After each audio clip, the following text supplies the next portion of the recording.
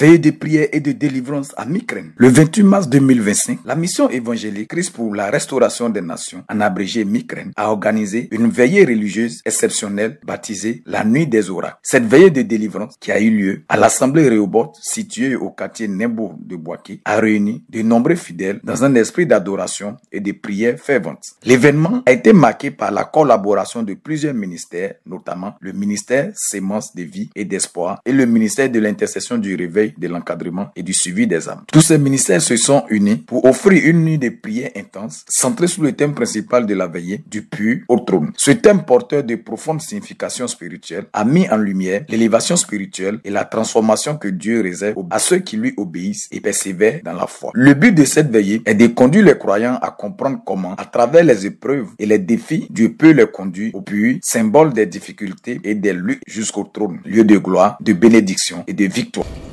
Lorsque Israël a commencé à se plaindre, et Dieu va répondre à Israël, pourquoi est-ce que Dieu ne nous a pas fait passer par le chemin le plus court? C'est pour former Israël, c'est pour préparer le peuple de Dieu à entrer dans la gloire. Parce que le peuple d'Israël est destiné à hériter Canaan. C'est un lieu de repos, un lieu de prospérité, un lieu d'abondance. La terre est fertile.